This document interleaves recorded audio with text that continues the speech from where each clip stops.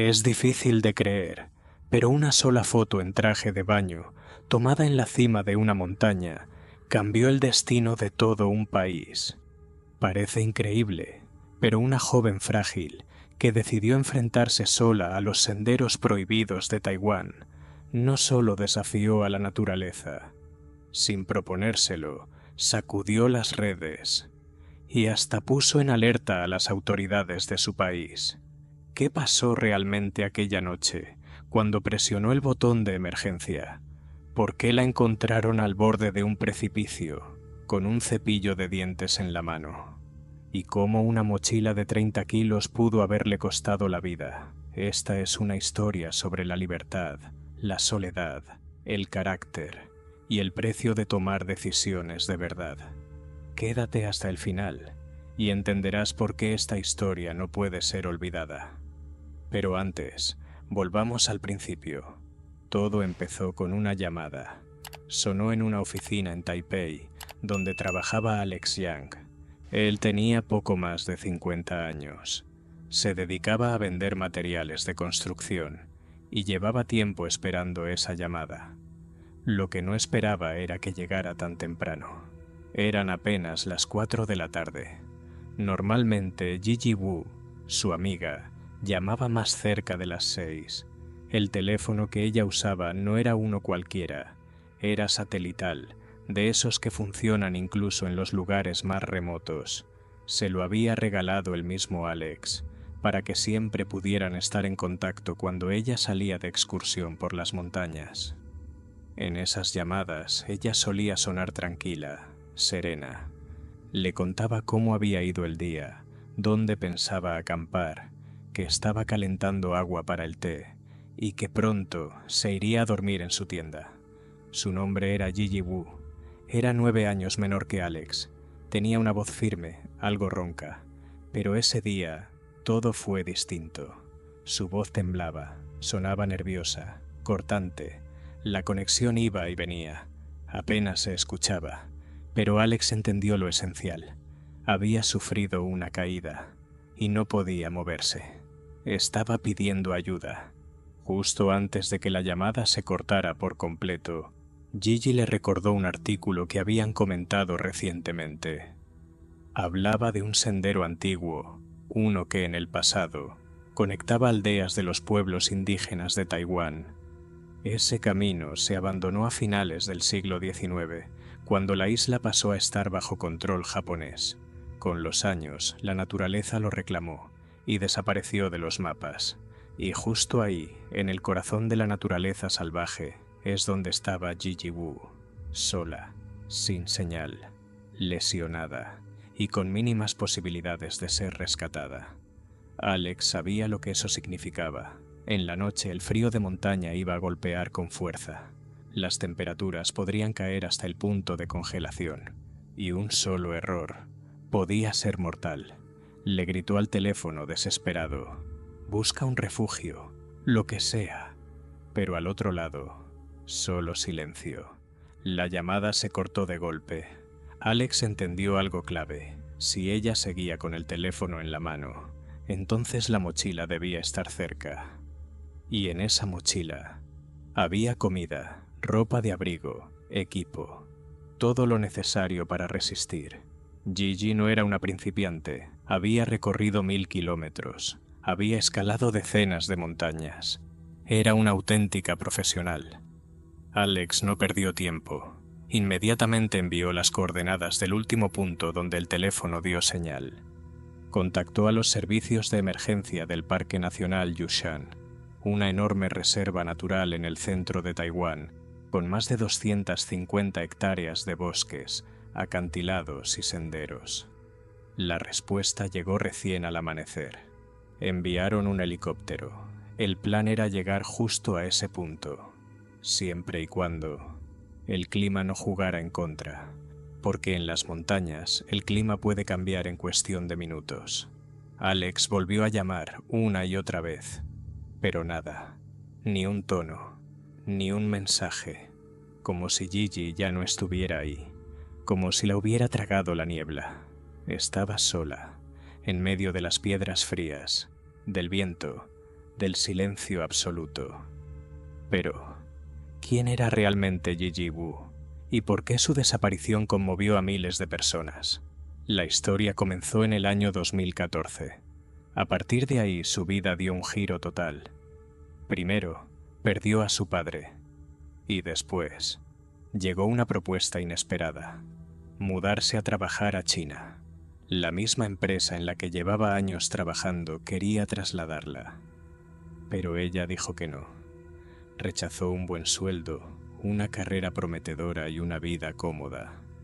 Todo eso, solo porque era China. Y ya sabemos que la relación entre China y Taiwán, digamos, no es precisamente sencilla. Las montañas de Taiwán no son el Everest ni los Alpes. El punto más alto apenas alcanza los 3095 metros. Suena manejable, ¿no? Pero ojo, que ese número no te engañe. Estas montañas no son cualquier cosa. La mayoría de las rutas están abandonadas, sin mantenimiento, y muchas son directamente salvajes. Casi no hay senderos turísticos, solo un par están cuidados por el gobierno. El resto son una prueba real de resistencia y carácter. Durante muchos años incluso, estuvieron completamente cerradas al público. Imagínatelo. Vas subiendo por uno de esos caminos difíciles. Tu grupo está formado por gente que apenas conoces. Y cuando por fin llegan a la cima, agotados, rodeados solo de nubes y rocas, una de las chicas se quita la chaqueta, los pantalones, y se queda en traje de baño. Sonríe a la cámara y empiezan a hacerse selfies con el cielo de fondo. Alex, uno de los del grupo, se quedó en shock. Más tarde ella explicó por qué. Hace años perdió una apuesta con una amiga, y como castigo, su amiga, en broma, le dijo que ahora tenía que hacerse selfies en traje de baño en las cimas de las montañas. Al principio fue un chiste, pero con el tiempo se convirtió en una costumbre, en una especie de propósito. Gigi, así se hacía llamar, se puso una meta: subir 100 montañas en Taiwán, cada una con más de 3000 metros de altura. Nada de paseos por el bosque, verdaderas expediciones. En esas rutas la gente se pierde, se lesiona, se enfrenta a tormentas. Pero Gigi no solo las recorría, lo hacía sola, sin grupo, sin guía, y en cada cima, una nueva foto, a veces en traje de baño, a veces simplemente con el cielo como fondo. En el año 2016 lo logró. 100 cimas, 100 ascensos, 100 fotos. Y claro, eso no pasó desapercibido. Empezaron a seguirla en redes sociales, algunos con admiración, otros con críticas, porque para una sociedad tradicional como la de Taiwán, esto fue un golpe, inapropiado, fuera de lugar, poco femenino. Pero incluso quienes no la aprobaban no podían negar una cosa: ella era fuerte, de verdad. Subía donde otros ni siquiera se atrevían. La historia de Gigi no va de likes ni de moda. Es una historia de carácter, de cómo una broma puede transformarse en un propósito de vida, y de una mujer que no tuvo miedo de ser ella misma. En vez de aceptar la oferta de trabajo, renunció, y cumplió un sueño que llevaba 20 años guardando.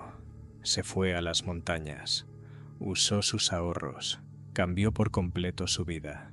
Se convirtió en viajera, caminaba sin parar, en cualquier clima, con una mochila al hombro y la cámara siempre lista. Y fue en una de esas subidas al Yushan, la montaña más alta de Taiwán, donde conoció a Alex Yang. Taiwán es un lugar donde las montañas tocan el cielo y los bosques respiran libertad. Pero esa belleza también esconde peligros. Por las tensiones con la China continental, durante mucho tiempo el país vivió bajo reglas internas muy estrictas. No fue hasta finales de los años 80 que la situación empezó a relajarse, aunque para los turistas muchas cosas siguieron cerradas. Ni siquiera hoy en día todas las rutas están disponibles. Al contrario, la mayoría de los caminos de montaña están oficialmente prohibidos. Casi no hay señalización, y las bases para excursionistas brillan por su ausencia. Solo existen unas pocas rutas seguras y autorizadas. El resto se considera zona de riesgo. Si decides salirte del camino permitido, prepárate para asumir las consecuencias. Es un riesgo y una infracción. La historia de hoy es sobre una mujer que no le tenía miedo a lo prohibido. Gigi no solo escalaba montañas, vivía para eso. Compartía su día a día en Instagram.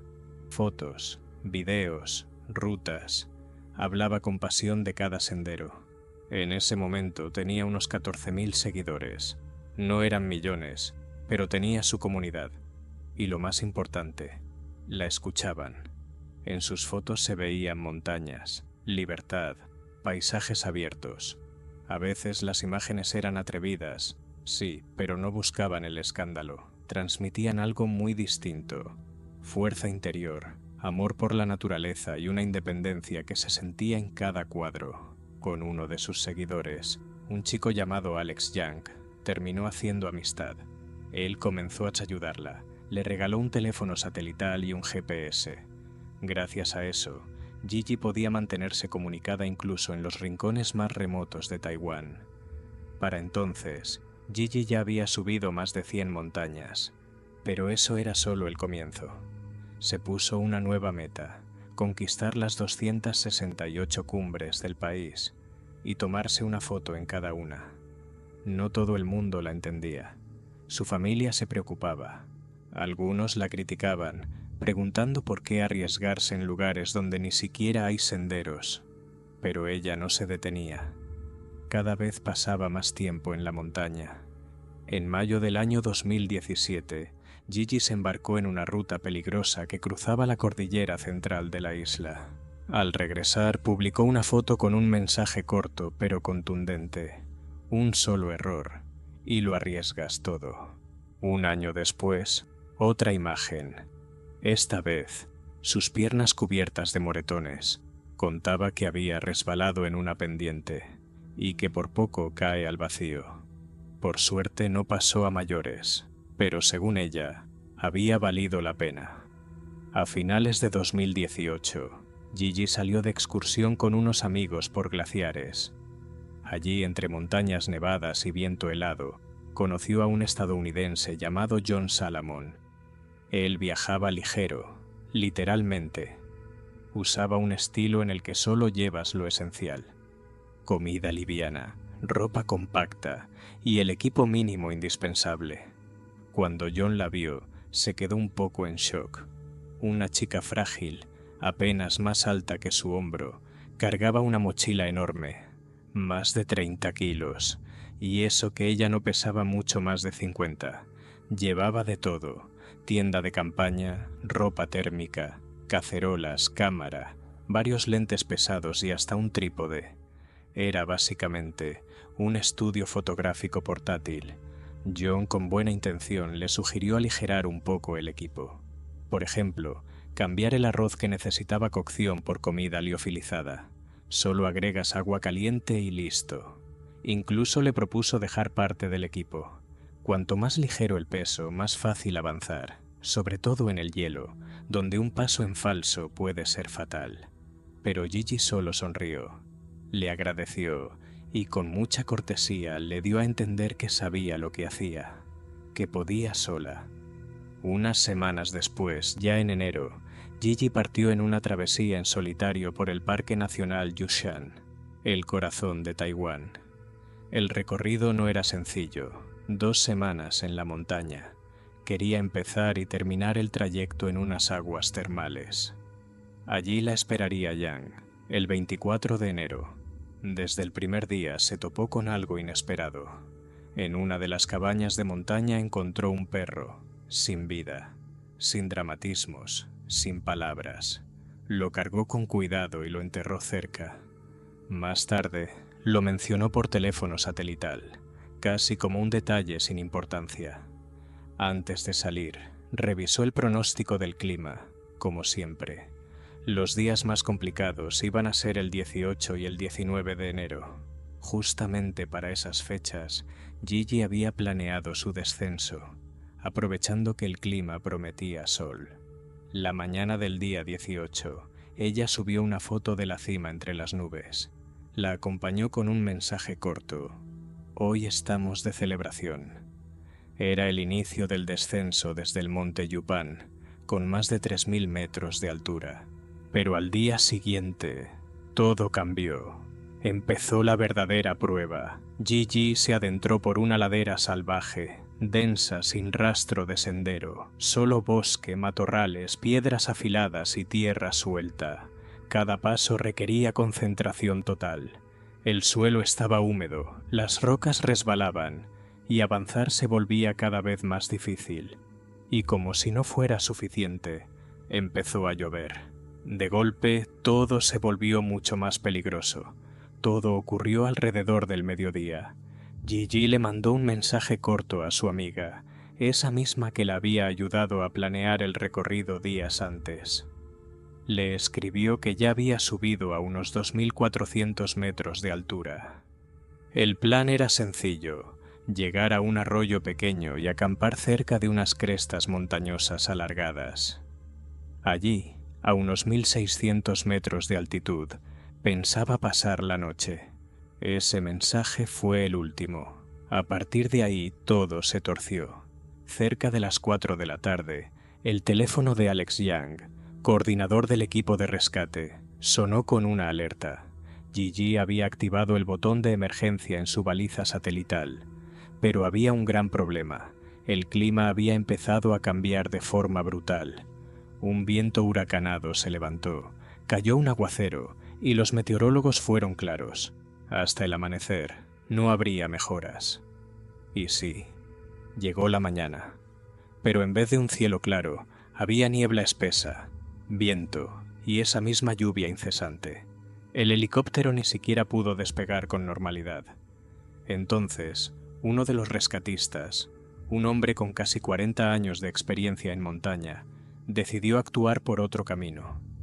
Contactó a los habitantes locales, miembros del pueblo indígena Bunun.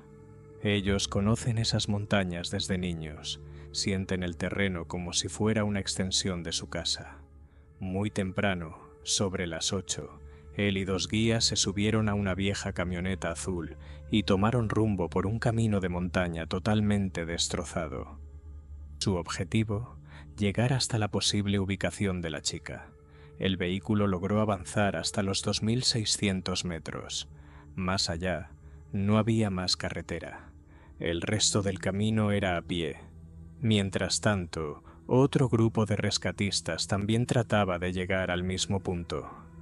Al principio, pensaron hacerlo por aire, pero el clima los obligó a continuar a pie también. Hacia el mediodía, ambos equipos alcanzaron la zona donde Gigi tenía previsto acampar la noche anterior. Todos mantenían la esperanza. El último registro de la señal de emergencia indicaba que al menos hasta 28 horas atrás, ella seguía con vida. Tenía comida, tienda de campaña, ropa de abrigo. Había posibilidades. Y entonces, uno de los locales, llamado Buaxacluman, recuerda el momento exacto. Vi una mancha oscura en la roca. Al principio pensé que era solo una piedra, pero cuando me acerqué, el corazón se me detuvo. Era ella. Estaba tendida sobre un saliente estrecho, justo encima del abismo. Abajo, un vacío de cientos de metros que terminaba en el río. Si no se hubiera quedado enganchada al borde, nunca la habríamos encontrado. Más tarde se supo que había caído unos 30 metros. La frenó un pequeño saliente rocoso. Pero llegar hasta donde estaba, eso sí fue una verdadera odisea. El terreno era inestable, las piedras mojadas, los senderos resbalosos.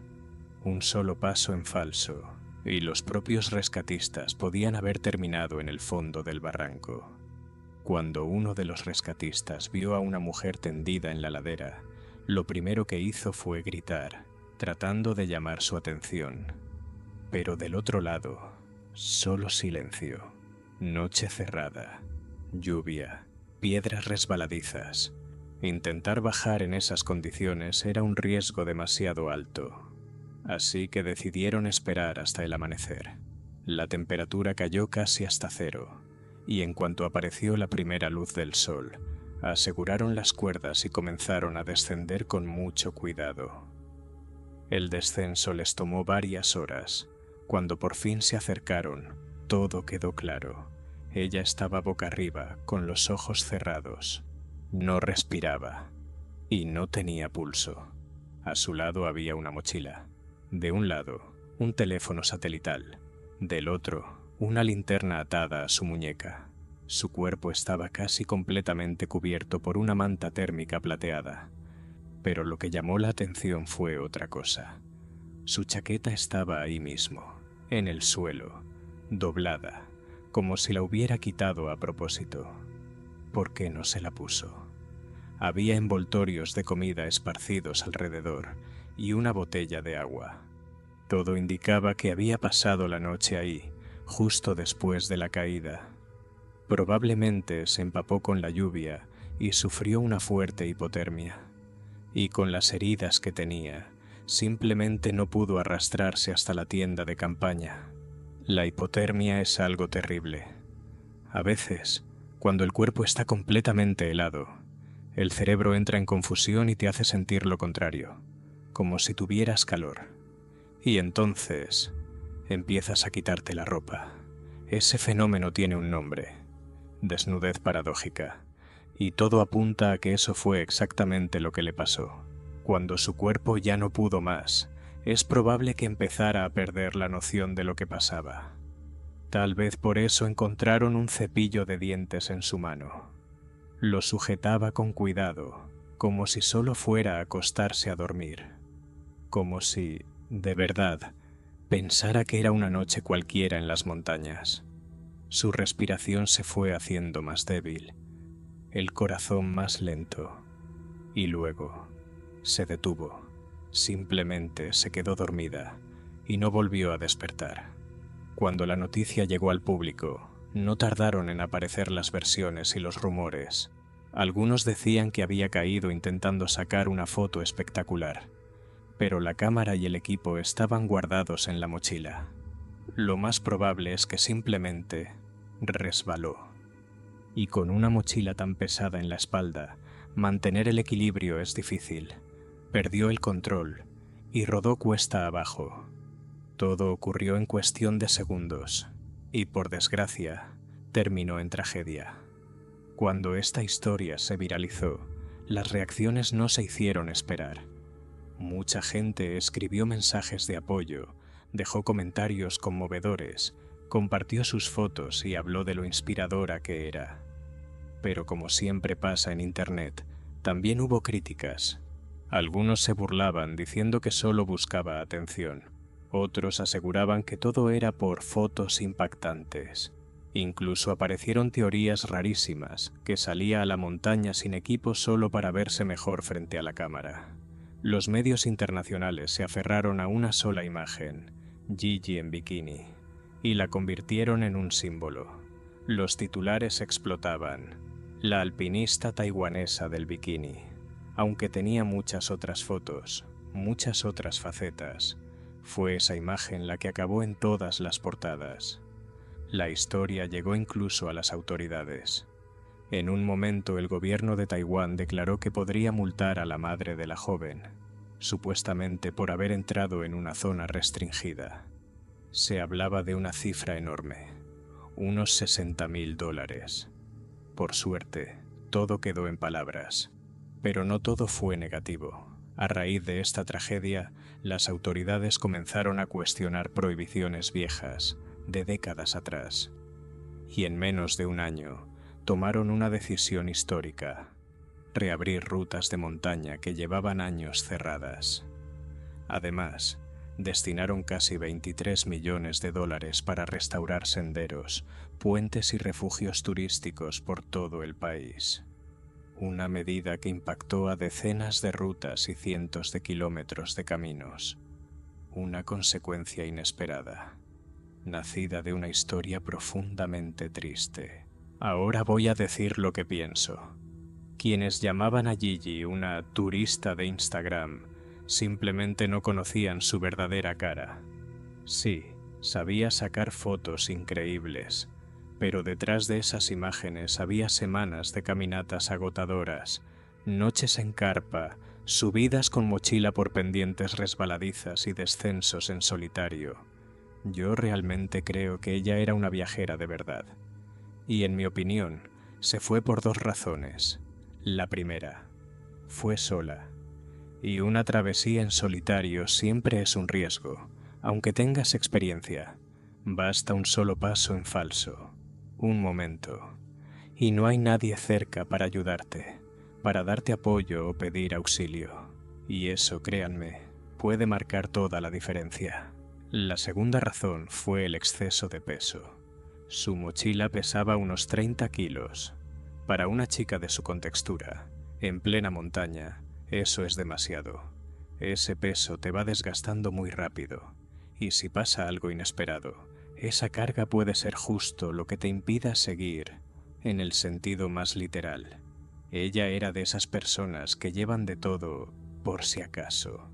Una costumbre vieja que muchos conocemos, pero lamentablemente eso pudo haber sido la gota que colmó el vaso. ¿Y tú qué opinas sobre esta historia? Déjalo en los comentarios.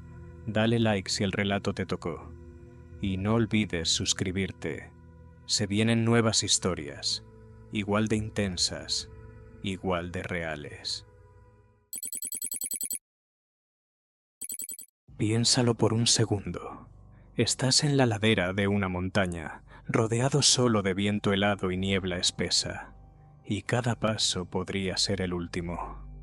Estamos en otoño, en el año 2020, la cara norte del Elbrus. Una joven madre, una alpinista experimentada, avanza hacia la cumbre y desaparece. Sin gritos, sin huellas, solo el frío, el vacío y una búsqueda desesperada que no dio frutos. 9 días y ni un solo rastro. ¿Cómo es posible algo así? ¿Cómo un grupo organizado terminó sumido en el caos? ¿Por qué Ekaterina Klimovskaya desapareció justo en un tramo que se suponía seguro? Esta historia nos abre la puerta a una auténtica pesadilla en las alturas. Y apenas está comenzando. Era otoño. Octubre del año 2020. La cara norte del Elbrus. Fría, implacable, peligrosa. Hasta allí llegó Ekaterina Klimovskaya, una mujer de 30 años, con un sueño que llevaba muy dentro. En casa la esperaban su madre, ya jubilada, y su pequeña hija, que apenas tenía medio año de vida. Pero Katia no era ninguna novata. A sus espaldas tenía ya 7 ascensos exitosos. Conocía el Elbrus, lo amaba y, sobre todo, lo respetaba. Esta era su 8ª expedición y, lamentablemente, la más trágica. El grupo estaba formado por 18 personas y 3 guías. Todo comenzó el 18 de octubre. El ascenso avanzaba según lo previsto, hasta que de repente, en el segundo día, Katia dejó de comunicarse. La alarma se encendió no solo en el campamento base. Las redes sociales se llenaron de publicaciones, llamados, mensajes compartidos.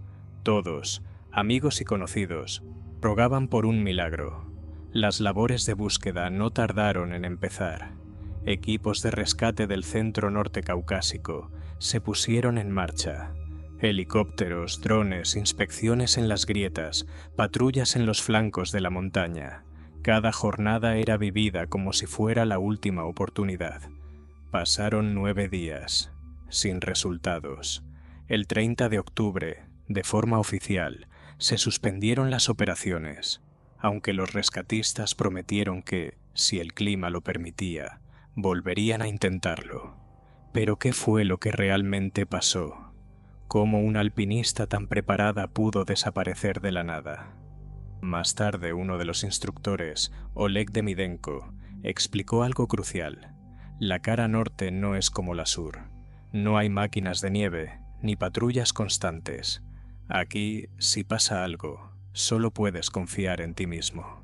Y en otoño, todo se vuelve aún más extremo. Vientos impredecibles, temperaturas bajo cero, niebla espesa. Todo puede cambiar en cuestión de minutos. Y aún así, Katia estaba preparada. Estudió en el Politécnico. Trabajaba en una empresa vinculada a una planta industrial. Incluso tras convertirse en madre, no abandonó sus entrenamientos. Su sueño de volver a las montañas era más fuerte que cualquier temor. El viaje fue organizado por una agencia turística. Sin embargo, como más tarde se descubriría, la responsabilidad recayó en los guías. El principal era Dmitry Litvinov, un alpinista de Krasnodar, con amplia experiencia en el Cáucaso, el Altai, el Pamir y los Alpes. No era su primer ascenso al Elbrus. Hasta unos días antes de la expedición, Katia estaba llena de vida. Publicaba fotos del Cáucaso, compartía sus planes, su entusiasmo. Nadie podía imaginar que serían sus últimas publicaciones. Muchos alpinistas experimentados coinciden. En octubre, en la cara norte del Elbrus, casi nadie se atreve a escalar. Demasiado peligro, demasiado abandono. Pero Katia fue, porque creía en sí misma, porque simplemente no sabía rendirse. Desde entonces ha pasado el tiempo, pero su recuerdo sigue vivo, como el de una mujer que vivía para su sueño y que no temía caminar hacia él, incluso si eso significaba adentrarse en la parte más salvaje y dura de la montaña. Ese año Ekaterina Klimovskaya había decidido una vez más enfrentarse a las alturas. Desde hacía tiempo la montaña era su pasión. Había escalado el Elbrus en varias ocasiones y participado en otras expediciones exigentes. Sus amigos contaban que era prudente, respetuosa con la montaña, pero que también sentía un amor profundo por ella. En una de sus antiguas publicaciones escribió: «Las montañas son mi debilidad. Es el único lugar al que siempre quiero volver». Incluso citaba un libro donde se decía que la vida no puede entenderse desde un sillón. Hay que salir a vivirla. Y eso fue exactamente lo que hizo. Katia compró los boletos por su cuenta, pagó cerca de 7.000 rublos para unirse a una excursión organizada por el Club de Aventuras, y ya tenía planeado transferir otros 21.000 al instructor, un tal Litvinov. Todo parecía como siempre: inscripción, preparación, pagos. Pero esta vez las cosas tomaron un rumbo totalmente distinto. El grupo decidió subir al Elbrus por la cara norte, no por la ruta habitual del sur, donde hay telesillas y vehículos de apoyo. En la zona norte no hay caminos, ni ayuda, ni rescatistas cerca. Es una ruta mucho más exigente, y ahí cada detalle importa. Según las reglas, un guía no debería encargarse de más de 3 personas. Pero en esta expedición, solo 3 instructores se hicieron cargo de 18 participantes. Demasiado. El alpinista veterano Yuri Roshin, que prácticamente ha vivido en las montañas toda su vida, lo tiene claro. Para ese número de personas deberían haber sido al menos 5 guías. La ascensión comenzó el 18 de octubre, ya entrada la noche, alrededor de las 11. Lo normal es empezar estas subidas entre las 2 y las 3 de la madrugada, para tener suficiente tiempo de alcanzar la cima y volver antes de que anochezca. ¿Por qué arrancaron tan temprano? No está del todo claro. Tal vez los guías ya intuían que el grupo no estaba en las mejores condiciones físicas. Durante la subida, una persona decidió no continuar. Otra participante tuvo que regresar al campamento, acompañada por uno de los guías. El resto, 16 personas, siguió adelante, pero ya solo quedaban 2 instructores con ellos. Muy poco, sobre todo en un tramo tan complicado. A una altitud de unos 4.600 metros, decidieron dejar parte del equipo. A veces se hace, porque las grietas más peligrosas están más abajo. Aún así, siempre se lleva al menos una cuerda de reserva. Pero esta vez se les olvidó. El guía sabía que el clima podía empeorar drásticamente. El pronóstico ya lo indicaba, incluso vio cómo se acercaban las nubes. Aún así, no detuvo al grupo, no dio la orden de regresar, y esa decisión terminó siendo un error fatal. Durante el descenso, se desató una niebla espesa. La visibilidad desapareció casi por completo. A esas alturas, especialmente cerca de la cima, no hay torres ni señales. Un paso en falso, y ya estás fuera de la ruta. Y eso fue exactamente lo que pasó. El instructor perdió el rumbo. Llevó al grupo en dirección este, hacia una zona llena de grietas enormes. No llevaban cuerdas. Las habían dejado abajo, junto a las rocas. No había forma de comunicarse con nadie. Más tarde los rescatistas lo dijeron claramente. Hubo demasiados errores. El guía no solo continuó el ascenso pese al mal tiempo, sino que tampoco llevaba material de seguridad, ni supervisaba adecuadamente al grupo. Yuri Roshin recordaba: a mí también me tocó guiar grupos con visibilidad de apenas 5 metros. En esas condiciones todo tiene que estar bajo control absoluto. No hay margen para errores. Pero en esta expedición, las cosas no se hicieron así, y el precio del error fue altísimo. Al principio, todo estaba bien coordinado. Un guía al frente, otro cerrando la marcha, y los participantes, casi hombro con hombro. Solo hacía falta estirar la mano para tocar al compañero. Así es mucho más difícil perder a alguien. Pero en el descenso, algo falló. Una de las chicas del grupo contó que ese día el clima era un infierno. El viento cortaba como cuchillas, y no se veía absolutamente nada. El líder, por alguna razón, empezó a avanzar mucho más rápido. El grupo se fue dispersando. La gente no podía seguirle el ritmo. Katia Klimovskaya sintió que algo no iba bien. Empezó a quedarse atrás. Entonces, el instructor le pidió a otro guía, Alexei Puzikov, que se quedara con ella. Él conocía bien la zona, y el guía principal siguió bajando con el resto del grupo. Katia y Alexei avanzaban lento, pero ya estaban cerca de los 4.900 metros, cuando de repente escucharon una voz. Alguien pedía ayuda. Era Grisha, otro de los participantes. Tampoco pudo mantener el ritmo, y se había quedado solo. Ahora iban 3. El clima, cada vez peor. Casi no se veía nada. El viento aullaba sin parar. Decidieron buscar algún tipo de refugio, lo que fuera. Pero las rocas que normalmente servían de referencia estaban cubiertas por la niebla.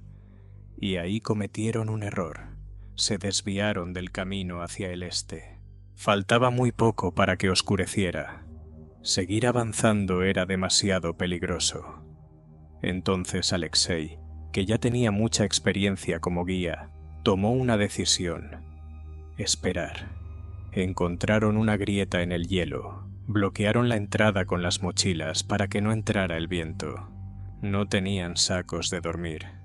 Al fin y al cabo, era una salida de un solo día. Solo llevaban ropa térmica y chaquetas de plumas. Una noche verdaderamente fría. A esa altitud, unos -7 o -10 grados. No era mortal, pero sí brutalmente helado. No llevaban hornillo, y sin eso, ni comida caliente ni agua. Solo unos termos con té y algo de picar. Normalmente, para rutas como esta se lleva lo mínimo. Unas 10 horas de subida, 4 de bajada. Pero si algo se complica... Por la mañana comenzaron el descenso. Katia se sentía mejor, parecía haber recuperado fuerzas. Pero Grisha estaba peor.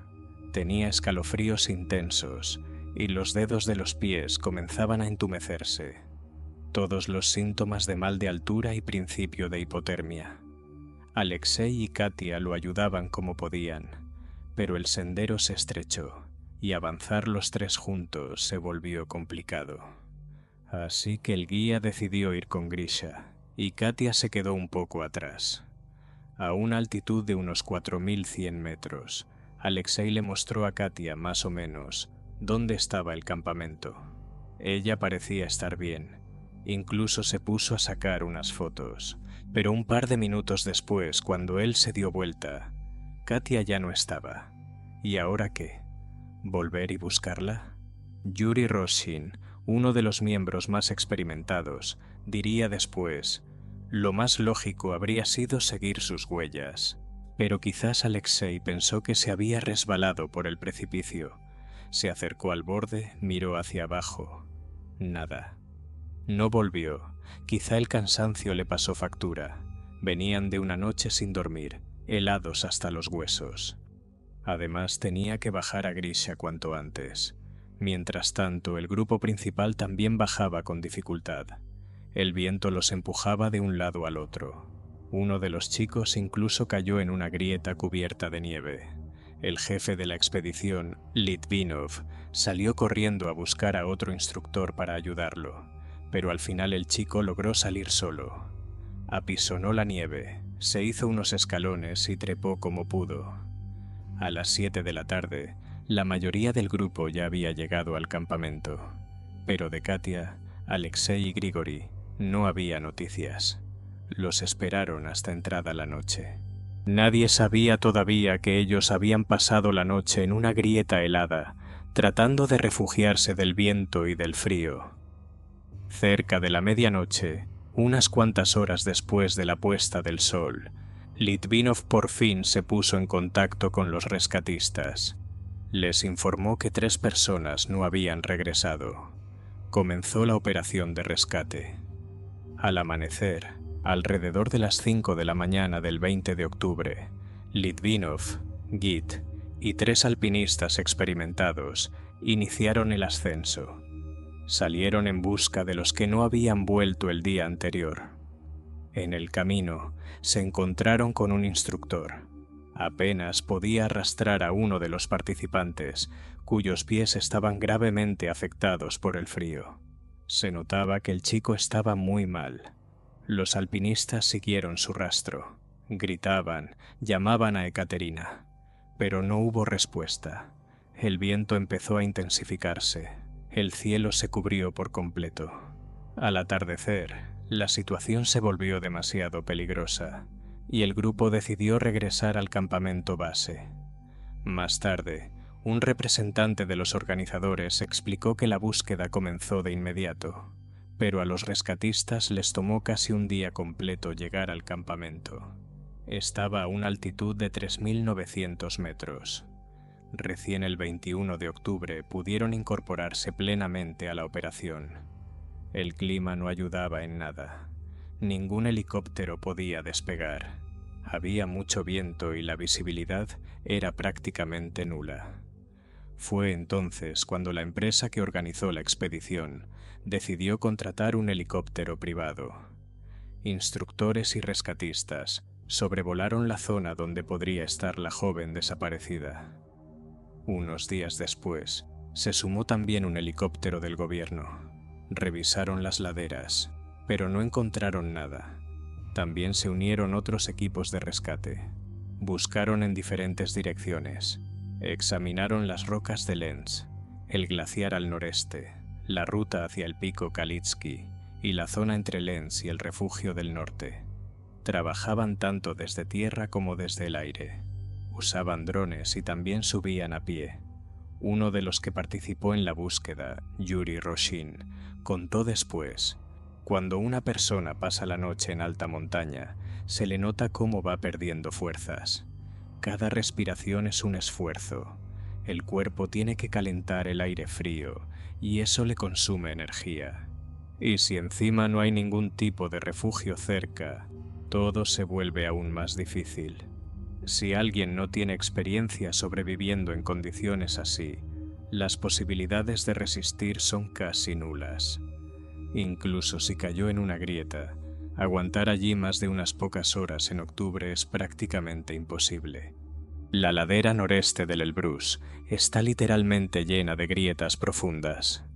Grietas vivas, que se mueven, imposibles de mapear con precisión. Empiezan aproximadamente a los 3.900 metros de altura. Y ya a los 4.000 metros o más, comienza a faltar el oxígeno, el cuerpo se deshidrata y respirar se vuelve una tarea dura. Aquel grupo había subido aún más alto. Si alguien terminó cayendo en una de esas grietas, resistir más de 10 o 12 horas ahí es casi impensable. El cuerpo simplemente no lo soporta. Los rescatistas que participaron en esa operación recuerdan que las grietas en esa zona son una verdadera lotería. Algunas tienen la profundidad de una persona, otras son auténticos abismos. En varias llegaron a bajar 45, incluso 50 metros. Mas no, porque las cuerdas no daban para más. Revisaban con especial atención los bordes de las grietas. Observaban si estaban intactas las formaciones de hielo, los carámbanos. Si alguien hubiera caído ahí, los habría roto al pasar. Si todo seguía en su lugar, lo más probable es que nadie hubiera caído en esa zona. Lo más inquietante son las llamadas grietas ciegas. Estás parado al borde, y delante de ti solo hay un agujero negro. No ves ni el fondo ni las paredes. Cuando se empezó a hablar sobre la posible responsabilidad del líder del grupo en el que desapareció Ekaterina Klimovskaya, el experimentado alpinista Yuri Roshin recordó una vieja tragedia. En el año 1979, en la ladera norte del Elbrus, fallecieron 4 personas. En principio, el grupo solo iba a hacer una salida de aclimatación, pero terminaron avanzando hasta la cima. El líder era alguien muy entusiasta, a veces hasta imprudente, y en plena montaña comenzó una tormenta fuerte. Uno de los integrantes resbaló y se lesionó. El líder perdió el control de la situación. Dijo: "El que pueda, que baje a pedir ayuda". Y así se separaron, cada uno por su lado. Al final, 4 personas fallecieron por hipotermia. Los encontraron después, y todo eso ocurrió justo cuando el país celebraba el aniversario número 150 del primer ascenso al Elbrus. Al líder lo llevaron a juicio. Le dieron 2 años y medio de condena condicional. Y eso solo porque los sobrevivientes cambiaron sus declaraciones. Dijeron que no iban rumbo a la cima, sino que los sorprendió la tormenta durante un ejercicio de entrenamiento. Si no fuera por eso, la condena habría sido real. Yuri lo dice claro: el Elbrus no es solo una montaña, es un lugar donde todo puede cambiar en un minuto. Rayos, vientos huracanados, tormentas eléctricas. Ha habido casos en los que la gente se quedaba horas tirada en la ladera sin atreverse a moverse. Todo zumbaba a su alrededor por la carga eléctrica. Un rayo podía caer en cualquier momento. La regla principal en estas alturas es saber cuándo es hora de dar la vuelta, antes de que sea demasiado tarde. Incluso los más experimentados a veces se confían demasiado. Y el glaciar no olvida. A veces devuelve lo que se llevó, años después. Eso fue lo que pasó con Elena Vazikina, una alpinista rusa. En la primavera de 1987 desapareció. Y no fue hasta 31 años después, en 2018, que su cuerpo apareció. El glaciar empezó a derretirse por una ola de calor anómala y emergió a unos 4.000 metros de altura. En su chaqueta encontraron su pasaporte, envuelto en plástico, y un billete de avión. Según los expertos, perdió la vida por una avalancha. Nunca encontraron al resto de su grupo. Ese mismo año, en el glaciar Gumachi, encontraron también al instructor Evgueni Lebedi, desaparecido desde 1994. El alpinista y entrenador Vladimir Shataev, quien conquistó el Everest y cientos de otras cumbres, lo dice sin rodeos: el clima es el enemigo número 1. En otoño, cuando ocurrió la tragedia, la temperatura era anormalmente alta. Eso pudo haber confundido a la gente. Daba la impresión de que las condiciones eran buenas, pero en cuanto empezaron el ascenso, llegó un ciclón. Shataev recuerda que en buen tiempo, incluso en mayo, algunos se atreven a subir por la cara norte del Elbrus, pero el calor relaja, y ahí es cuando se pierde la concentración. Hoy en día, muchos usan las máquinas pisanieves. Se juntan y pagan 1.000 rublos cada uno, y la máquina los sube casi hasta las rocas de Pastujov. El problema es otro. Con este método no hay aclimatación, y sin ella, el riesgo es real. Shataev cuenta un caso. Un hombre subió en máquina, caminó apenas 10 metros y empezó a tener problemas cardíacos. Todo pasó en segundos. Por eso él está completamente en contra de los ascensos rápidos sin preparación.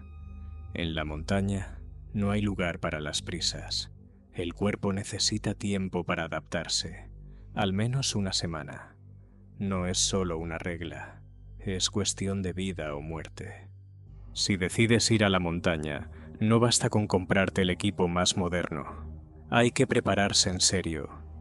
Vladimir Nikolayevich siempre repite: en una sola temporada, en el Elbrus mueren unas 20 personas. Y no solo principiantes. A menudo son alpinistas experimentados los que acaban en peligro. La causa casi siempre es la misma: el factor humano. Cuando el clima empeora en la montaña y la visibilidad cae a cero, es muy fácil perder la ruta. Un solo paso en falso, y puedes caer en una grieta o congelarte. En el Elbrus hay lugares así. Si resbalas en el hielo, puedes caer cientos de metros sin posibilidad de detenerte. Vladimir lo explica. A veces los bordes del hielo son tan imperceptibles que das un paso y te vas 10, 20 o 30 metros abajo. Él ha subido al Elbrus más de 50 veces y solo 28 de esos ascensos fueron exitosos. A veces, la montaña simplemente no te deja pasar. El clima en el Elbrus cambia en un abrir y cerrar de ojos. A veces, una masa de aire cálido cruza la cordillera del Cáucaso y de repente, en la misma cima, estalla una tormenta eléctrica. Y ningún pronóstico es capaz de preverlo. Hay otro problema muy serio del que casi nadie habla. Mucha gente sobreestima sus propias fuerzas. Y eso, en la montaña, puede costarte la vida. Shatayev recuerda que ya hace más de 10 años les propuso a las autoridades pensar en un sistema decente para organizar las expediciones. En muchos países, como por ejemplo para subir al Kilimanjaro o a la Aconcagua, necesitas un permiso especial y pagar una tasa, que va desde 100 hasta $500. Ese dinero se destina a los servicios de rescate y al monitoreo de las rutas. Vladimir está convencido de que en Rusia también habría que implementar una tarifa simbólica.